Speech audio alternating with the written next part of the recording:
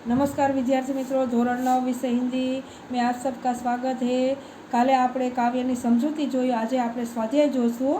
स्वाध्यायना प्रश्न नंबर 1 થી 4 मेन प्रश्न पहलो छे, निम्नलिखित प्रश्नों के उत्तर 5 या 6 वाक्यों में लिखिए। प्रश्न नंबर 1, कर्ण को राज्य की इच्छा क्यों नहीं है? प्रश्न, कर्ण को राज्य की इच्छा क्यों नहीं? कर्ण त्यागी और दानी पुरुष है। वैभव विलास में उसकी रुचि नहीं है।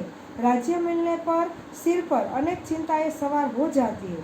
बस थोड़े समय के लिए हंसी खुशी, चमक दमक और भोग विलास की सामग्री उपलब्ध हो जाती है। कर्ण इन क्षणभंगुर वस्तुओं को तुच्छ समझता है, इसलिए उसे राज्य की इच्छा नहीं है। रिपीट करते हैं, कर्ण त्यागी और दानी पुरुष है। वैभव विलास में उनकी रुचि नहीं है। राज्य मिलने पर सिर पर अनेक चिंताएं सवार हो जाती है। बस थोड़े समय के लिए हंसी खुशी, चमक दमक और भोग विलास की सामग्री उपलब्ध हो जाती है। कर्ण इन क्षणभंगुर वस्तुओं को तुच्छ समझता है, इसलिए उसे राज्य की इच्छा नहीं है। दूसरा प्रश्न, दानी पुरुषों का स्वभाव कैसा होता है?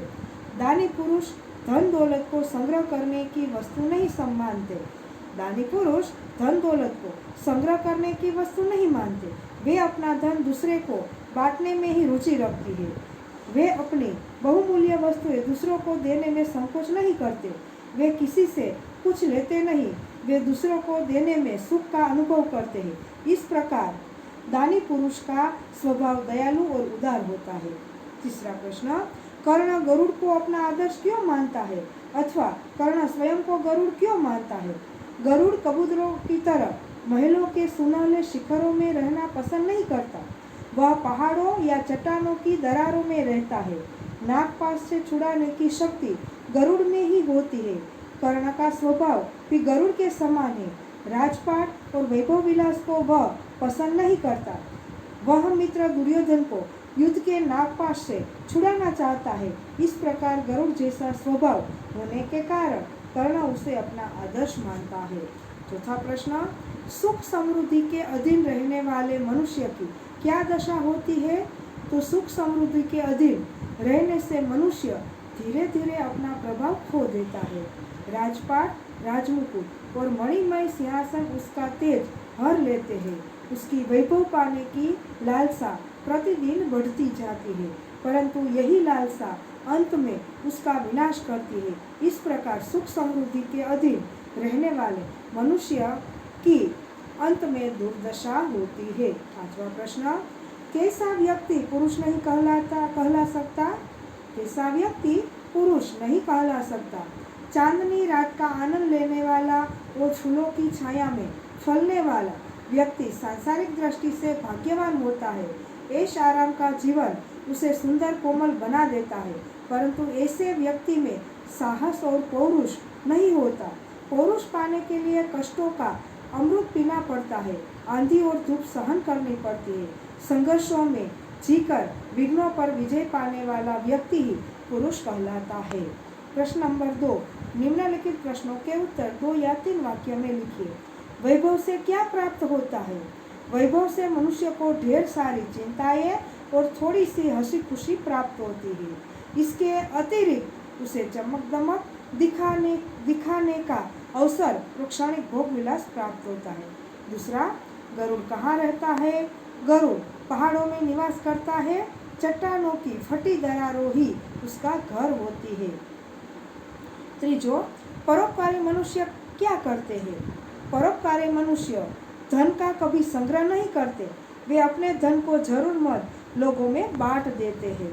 चौथा, कर्ण दुर्योधन का साथ क्यों नहीं छोड़ सकता?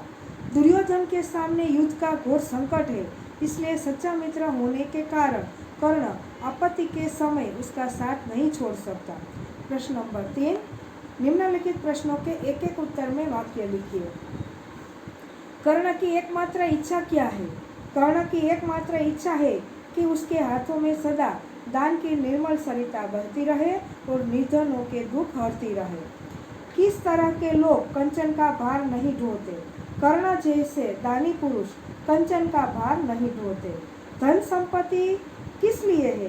धन संपत्ति परोपकार के लिए है। सुख समृद्धि के अधीन मानव का क्या होता है? सुख समृद्धि के अधीन मानव का तेज प्रभाव दिन प्रतिदिन क्षीण हो जाता है और उसकी दुर्दशा होती है। प्रश्न नंबर 5, फणिभद्र से कौन छुड़ाते हैं? फणिभद्र से गरुड़ जैसे साहसी और वीर पुरुष ही छुड़ाते हैं। कर्ण स्वयं को किसके समान बताता है? कर्ण स्वयं को पक्षीराज गरुड़ के समान बताता है। कर्ण को कौन सा अहिपाश काटना है? कर्ण को दुर्योधन पर आई विपत्ति रूपी अहिपाश काटना है। वैभव हेतु ललचाने का क्या परिणाम होता है? वैभव हेतु ललचाने का यह परिणाम होता है कि वह लालच ही मनुष्य को नष्ट कर देता है। चलो, दानी पुरुषों का स्वभाव कैसा होता है? दानी पुरुषों का स्वभाव दयालु और उदार होता है। चौथो टिप्पणी પછી नेक्स्ट पीरियड में 5મો અને જે પ્રશ્ન હશે જોશે। टिप्पणी लिखिए, कर्ण की अभिलाषा। तो उत्तर है उसका, कर्ण दानी पुरुष है, वह प्रतिदिन जरूरतमंद लोगों को दान देता है, उसे राज्य पाने की इच्छा नहीं है, वैभव पाकर भोग विलास में जीना उसके स्वभाव के विरुद्ध है, वह दयालु और उदारवृत्ति का है, गरीबों के प्रति उसके मन में करुणा है, उसकी यही अभिलाषा है कि वह अपनी दान वृत्ति से निर्धनों का दुख दूर करता रहे। चलो प्रश्न, कर्ण का मित्र धर्म। तो कर्ण का जीवन अन्याय और अपमान से भरा हुआ था। एक दुर्योधन ने ही उसे सम्मान दिया और उसे अपना मित्र बनाया। कर्ण दुर्योधन के इस उपकार को कभी नहीं भूल पाया। महाभारत का युद्ध शुरू होने से पहले श्री कृष्ण उसे पांडव पक्ष में लेने गए। उन्होंने उसे राज्य देने का प्रलोभन भी दिया, परंतु कर्ण ने उनका प्रस्ताव अस्वीकार कर दिया। उसने दुर्योधन का साथ छोड़ने से स्पष्ट इनकार कर दिया। इस प्रकार कर्ण ने दुर्योधन के प्रति अपने मित्र धर्म का पालन किया। अस्तु विद्यार्थी मित्रों, आ एक बार तमारे पाका छोकरामां लखवानुं रहेशे।